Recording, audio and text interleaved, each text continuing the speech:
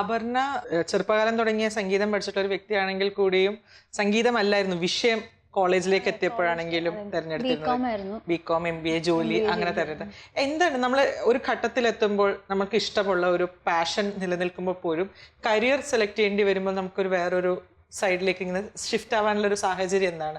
അപർണ ഒരു ഒറ്റപ്പെട്ട വ്യക്തിയല്ലേ, ഇങ്ങനെ ഒരു തീരുമാനമെടുത്ത് വേറൊരു ട്രാക്ക് പോയി തിരിച്ച് നമ്മുടെ പാഷനിലേക്ക് എത്തി വരുന്ന ഒട്ടനവധി വ്യക്തികൾ നമ്മുടെ ചുറ്റും ഉണ്ടെന്ന്.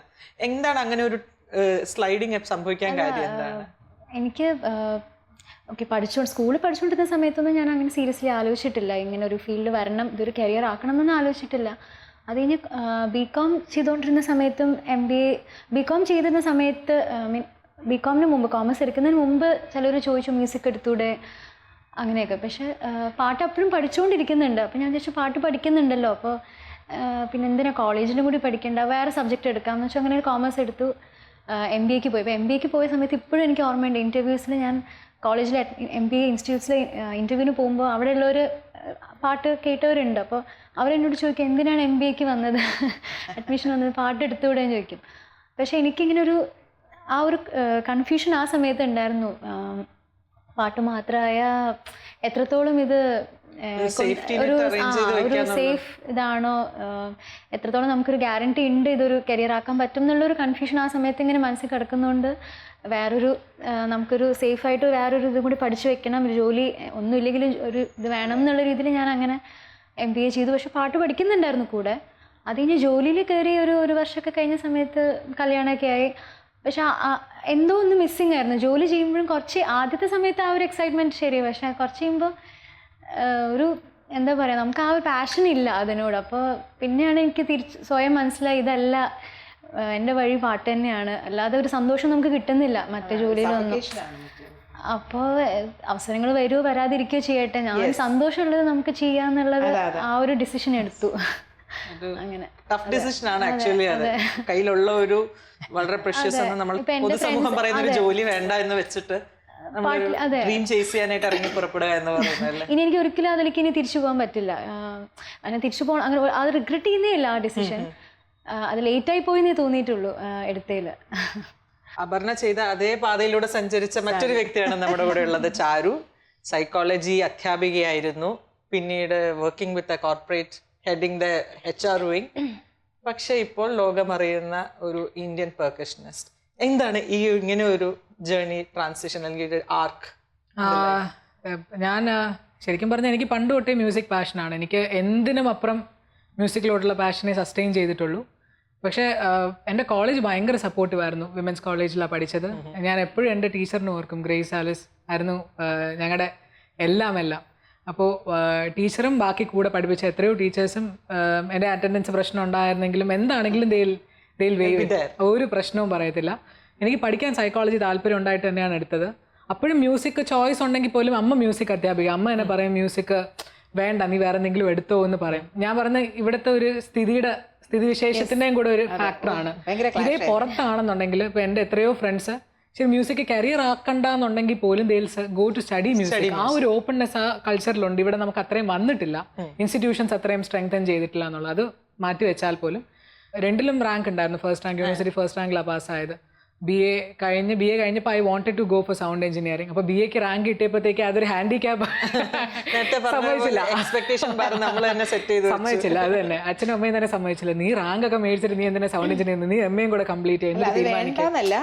MA കൂടെ ഒന്ന് പ്രോമിനന്റ് ആയിട്ട് വന്നു. അല്ലല്ല,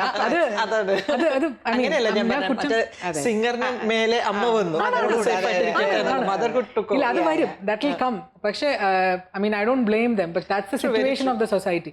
ഞാൻ ബാച്ചിലേഴ്സ് മാത്രമാണെങ്കിൽ അവൾ എന്ത് ചെയ്യും, ഒരു മാസ്റ്റേഴ്സും ഇല്ലാതെ കംപ്ലീറ്റ് ആവത്തില്ലല്ലോ എന്നുള്ളൊരു ഫാക്ടറാണ് അവിടെ വരുന്നത്.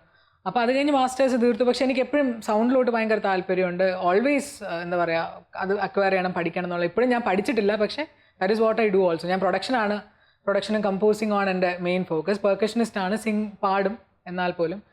എന്നിട്ട് പഠിപ്പിക്കാൻ പോയി. നെറ്റ് കിട്ടി, കിട്ടിയല്ലോ എന്നാലോചിച്ച് ഒരാഴ്ച കരഞ്ഞ ആരെങ്കിലും കണ്ടിട്ടുണ്ടോ? ഇൻഫാക്ട് ഞാൻ നെറ്റ് കിട്ടി എന്ന് അറിഞ്ഞപ്പോഴത്തേനും ഞാൻ മറ്റേ ഒരാഴ്ച ലിറ്ററലി ഞാൻ രാത്രി മുഴുവൻ കരച്ചിലായിരുന്നു. എന്ന് വെച്ചാൽ ഇനിയിപ്പോൾ ജോലിക്ക് പോകണമല്ലോ, പോയി ജോയിൻ ചെയ്ത് 2 വർഷം. പക്ഷെ അത് നല്ല ഡിപ്പാർട്ട്മെന്റ് ആയിരുന്നു, ഗസ്റ്റ് ആയിരുന്നു, അതുകൊണ്ട് എനിക്ക് ബാക്കി ആക്ടിവിറ്റീസിന് ടൈമുണ്ട്. എന്നിട്ടും ഞാൻ 2 മാസം പുറത്ത് പോയി വർക്ക് ചെയ്യും, ബാൻഡിൻ്റെ ഒരു പെർഫോം ചെയ്യും. അപ്പോൾ ആ സമയത്ത് പോലും ഐ വിൽ ടേക്ക് അസൈൻമെൻറ്റ്സ്. അവർ ഓൺലൈൻ സബ്മിറ്റ് ചെയ്യാൻ പറഞ്ഞ് ഞാൻ കറക്ഷൻ ചെയ്ത് തിരിച്ച് മാർക്ക് കൊടുത്ത്. പക്ഷേ അത് പെർഫെക്റ്റ് സൊല്യൂഷൻ അല്ല. അപ്പോൾ ഞാൻ തീരുമാനിച്ചില്ല, അവിടെ ഡിപ്പാർട്ട്മെൻറ്റിൻ്റെ സിറ്റുവേഷൻസും changing, I think guest suspend ചെയ്യും എന്നുള്ളൊരു ലെവൽ വന്നപ്പോഴത്തേക്ക് ഐ ക്വിറ്റ്. ആൻഡ് പിന്നെ ഫുൾ ടൈം ഒരു വർഷം മ്യൂസിക്കിലോട്ട് തന്നെ ആയിരുന്നു. ഞാൻ മ്യൂസിക് പഠിക്കാൻ പോയി സ്വീഡനിൽ, ഒരു സർട്ടിഫിക്കറ്റ് കോഴ്സ് ചെയ്തു, ഇൻ്റർനാഷണൽ മ്യൂസിക്, അതിൻ്റെ അറേഞ്ച്മെൻറ്റ്സും അതൊക്കെയാണ്, വേൾഡ് മ്യൂസിക്കാണ് കോഴ്സിന് പോയത്.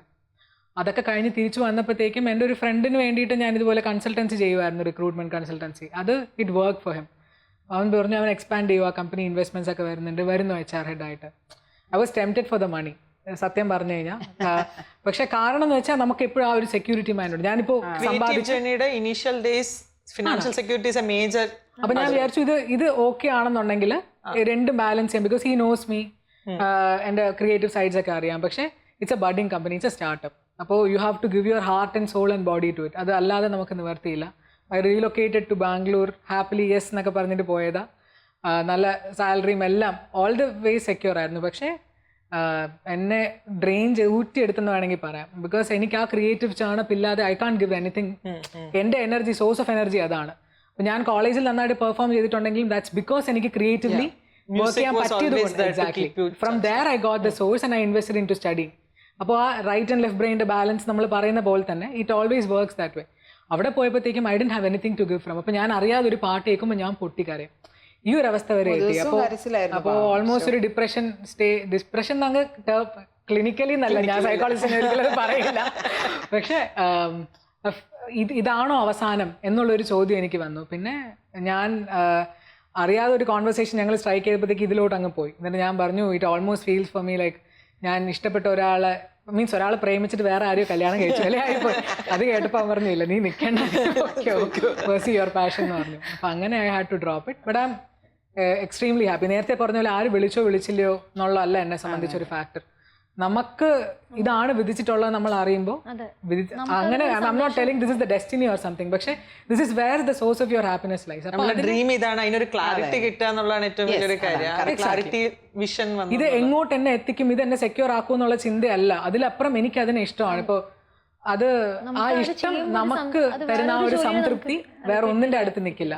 അതാണ് എന്നെ ഭയങ്കര സന്തോഷം. ഈ ജനറേഷൻ ഇങ്ങനെ ഒന്ന് ചിന്തിക്കാൻ പറ്റുന്നില്ല. നമ്മൾ പല കാര്യങ്ങൾക്കും അടിമയായിട്ടാണ് ജീവിച്ചത്. നമുക്ക് നമ്മുടെ ഒരു ക്രിയേറ്റിവിറ്റിയോ നമ്മുടെ സന്തോഷമോ നമുക്ക് അറിയാനോ ഇങ്ങനെ ഒരു ഓപ്പൺ അപ്പ് ചെയ്യാനോ പറ്റിയിട്ടേ ഇല്ല. എനിക്ക് ഒരുപാട് കുട്ടികൾ ഇങ്ങനെ കാണുമ്പോഴത്തേക്കും, പക്ഷേ വേറൊരു സൈഡിൽ നിന്ന് പറയാമായിരിക്കും ദേ ആർ കുറച്ചൊരു ഫിനാൻഷ്യൽ സെക്യൂരിറ്റി ഉള്ളത് കൊണ്ടാണ്. എൻ്റെ ഹസ്ബൻഡ് എപ്പോഴും ഇങ്ങനെ പറയുമായിരുന്നു നിങ്ങൾക്ക് ഇങ്ങനെ ഒരു ബാക്ക്ഗ്രൗണ്ട് ഉള്ളതാണ്, അല്ലാതെ വേറെ ഒരുപാട് കഷ്ടപ്പെടുന്നവർക്ക് മെയിൻ ഇത് ഫിനാൻഷ്യൽ സെക്യൂരിറ്റിയാണ്, അത് കഴിഞ്ഞേ ബാക്കിയേ ഉള്ളൂ. പക്ഷേ എന്തുകൊണ്ടോ ഇപ്പോഴത്തെ ഒരുപാട് പിള്ളേർ അങ്ങനെ ഒരു റിസ്ക് എടുക്കാൻ തയ്യാറാണ്, അവരങ്ങ് ജമ്പ് ചെയ്യാൻ തയ്യാറാണ്. ഫിനാൻഷ്യലിൽ നിന്നും അവർ ചിന്തിക്കുന്നില്ല, അതിലെങ്ങനെയെങ്കിലും സ്ട്രൈവ് ചെയ്ത് അവരവരുടെ ഗോൾ അച്ചീവ് ചെയ്യാനായിട്ട് ദേ ആർ റെഡി. ഇപ്പോൾ പറയുന്നതിൽ എൻ്റെ ഒരു ലൈഫ് ഭയങ്കര ഇമ്പോർട്ടൻ്റ് ആണ്. ഞാൻ ബൈ മൈ മൈൻഡ് അല്ലെങ്കിൽ ഞാൻ എൻ്റെ ഇതുകൊണ്ട് ഞാനൊരു പെർഫോമറാണ്. പക്ഷേ എനിക്ക് ജോലി കിട്ടി, കോളേജിലൊരു ജോലി കിട്ടി. അത് സത്യം പറഞ്ഞാൽ എന്തോ പറയും, കഴിച്ചിട്ട് ഇറക്കാനും ഭയം ആദരിച്ചിരുന്നു. എനിക്ക് അക്കാഡമിഷ്യൻ അല്ല. അപ്പോൾ ഞാനിപ്പോൾ PhD എടുത്ത് പോസ്റ്റ് ഡോക്ടർ എല്ലാം അത് ചെയ്തു. പക്ഷെ ഞാൻ ബേസിക്കലി എൻ്റെ ഒരു മൈൻഡ് സെറ്റ് എന്ന് പറഞ്ഞാൽ ഒരു അക്കാഡമിഷ്യൻ അല്ല ഞാൻ, അപ്പോൾ പെർഫോമറാണ്. അപ്പോൾ അത് പറ്റാത്തതിൽ ഞാൻ ഒരുപാട് ഫ്രസ്ട്രേഷൻ അനുഭവിച്ചിട്ടുണ്ട്. എല്ലാവരും പുറമേ കാണുന്നു അങ്ങനെ ഇങ്ങനെ ആയിരുന്നു അങ്ങനെ. ഞാൻ ചോദിക്കാൻ വന്നിട്ട് ഒരു കാര്യം, ഈ ജോലിയാണ് ഒരു പക്ഷെ മറ്റു മേഖലയിലേക്ക് പാട്ടിലേക്ക് മാമിന് ട്രൈ ചെയ്യാൻ, സിനിമയിൽ ഒത്തിരി അവസരങ്ങൾ തീർച്ചയായും വന്നിട്ടുള്ള ഒരു വ്യക്തിയാണ്. മറ്റു ഭാഷകളിലേക്കാണെങ്കിലും ഒക്കെ പോകാനായിട്ട് ഒരു പക്ഷെ ഈ ജോലി ഒരു അദൃശ്യമായ ചങ്ങല പോലെ ഇങ്ങനെ വലിച്ചു നിർത്തിയിരുന്നു എപ്പോഴും. അതുകൊണ്ട് ഒരു സേഫർ സൈഡിനും അത് ഹെൽപ്പ് ചെയ്തിട്ടുണ്ട്. ഇപ്പോൾ രണ്ടിൻ്റെ ഇടയ്ക്ക് ഞാൻ കയ്യാലപ്പുറത്തെ തേങ്ങമാരി എൻ്റെ ലൈഫിൽ നിന്ന് സത്യം. അപ്പോൾ വെച്ചാൽ ഒന്നാമത് ഞാനൊക്കെ പാടിയിരുന്ന കാലത്ത് somebody should be behind us, ഒരു godfather, somebody should be there to work for us, അങ്ങനെ ഒരു ഇതായിരുന്നു. നമ്മൾ മാത്രമായിട്ട് ഇപ്പോൾ എൻ്റെ ഹസ്ബൻഡ് രാവിലെ ബാങ്കിൽ പോകും, പുള്ളിക്ക് ആദ്യം നോക്കാം, എനിക്ക് സർവ്വ സ്വാതന്ത്ര്യം തന്നിട്ടുണ്ട്. പക്ഷേ അതൊന്നും പോരാ അന്നത്തെ കാലം കേട്ടോ. അന്നത്തെ കാലം നമുക്ക് സ്ട്രോങ് ആയിട്ട് ആരെങ്കിലും വേണമായിരുന്നു. അപ്പം അങ്ങനെയൊന്നും എനിക്ക് പല പാട്ടുകൾ ഞാൻ പാടിയിട്ടുള്ളതൊക്കെ വേറെ ആൾക്കാർ പാടിയിട്ടുണ്ട്, ഇങ്ങനെയൊക്കെയുള്ള സംഭവങ്ങൾ ഉണ്ടായിട്ടുണ്ട്. അപ്പോൾ അത് പോരാ. അപ്പം ഞാൻ ലീവ് എടുത്താൽ പോയത്, ചെന്നൈയിൽ ഞാൻ പോയത് ലീവ് എടുത്തിട്ടാണ്, PhD ചെയ്യാനൊക്കെയാണ്. അപ്പോൾ അത് കഴിഞ്ഞപ്പോഴത്തേക്കും ഇത് കഴിഞ്ഞപ്പോഴത്തേക്കും എനിക്ക് അതിൽ സസ്റ്റെയിൻ ചെയ്യാൻ പറ്റില്ല എന്ന്. അപ്പോൾ എൻ്റെ PhD കഴിഞ്ഞു, പിന്നെ എനിക്ക് വന്ന് ജോലി ജോയിൻ ചെയ്യാൻ. അപ്പം അന്ന് ഡീലിങ്ക് ചെയ്യുന്ന സമയം, പ്രീ ഡിഗ്രി അത്. അപ്പോൾ എനിക്ക് അയ്യോ ജോലിയും കൂടെ പോയാൽ എന്ത് ചെയ്യും, അങ്ങനെ ഞാൻ മനസ്സോടെ തന്നെയാണ് വന്നത്. ഇവിടെ വന്ന് ജോയിൻ ചെയ്തു, അതൊക്കെ വേറെ കാര്യം. ഇത് തീർച്ചയായിട്ടും നല്ലത്. അപ്പോൾ അത്രയും ഫ്രസ്ട്രേഷൻ ഞാൻ ഒരുപാട് അനുഭവിച്ചു. അതിൽ നിന്നൊക്കെ എന്നെ കരകയറ്റി എൻ്റെ ഹസ്ബൻഡും എൻ്റെ കുട്ടികളും. അപ്പോൾ എപ്പോഴും അവർ പറയും, അമ്മ അത് മാത്രം നോക്കുന്നല്ലോ, അമ്മയ്ക്ക് നല്ലൊരു ക്ലാസിക്കൽ സൈഡുണ്ട്, നല്ലൊരു അക്കാഡമിക് സൈഡുണ്ട്, എല്ലാം നല്ലതാണ്. അത് ഞാൻ ലോജിക്കലി ഞാൻ എന്നെ സമാധാനിപ്പിക്കാനായിട്ട് ഞാനത് യൂസ് ചെയ്യുന്നുണ്ട്. പക്ഷേ ഇപ്പോഴും എൻ്റെ ഡീപ്പർ ഒരു സോൾ ലെവലിൽ കിടക്കുന്ന ഒരു ആഗ്രഹം പാടണം എന്ന് തന്നെയാണ്. ഞാൻ ഈ കുട്ടികളെ, ഈ ജനറേഷൻ ഞാൻ ഭയങ്കരമായിട്ട് അപ്രീഷിയേറ്റ് ചെയ്യും. I will stand for them.